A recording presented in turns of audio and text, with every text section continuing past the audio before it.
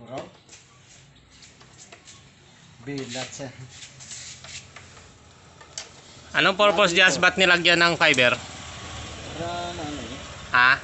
Para lumutong ang tunog. Para mas maganda yung tunog. Oh, lumutong.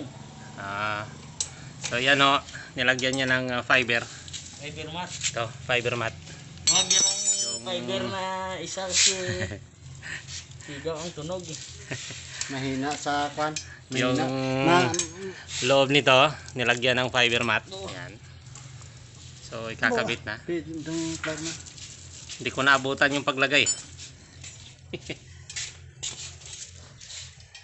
Ayan dito yan sa Jazz Motor Parts sa Barangay Inapoy. Ito yung dalawang hanapin nyo pag nagpagawa kayo. Itong dalawang to. Yan. Dalawang pugi.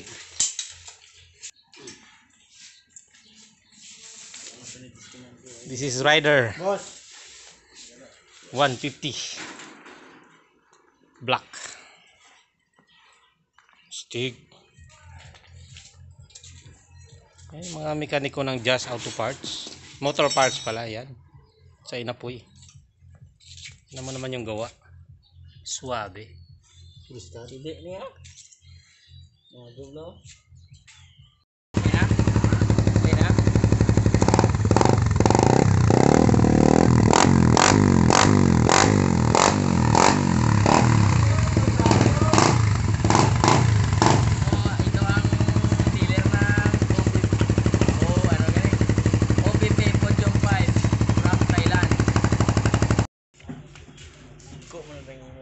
Ito yung OPP, ayan.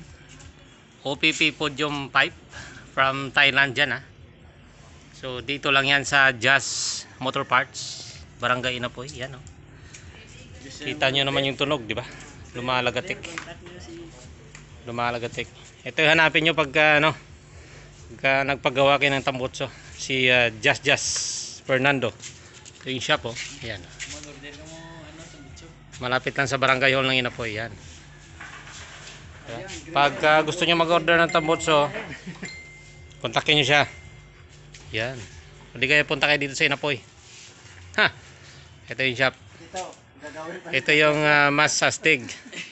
Yan, bubulkitin namin yung grader. Yung grader flat. Bubulkitin yan. Ayos.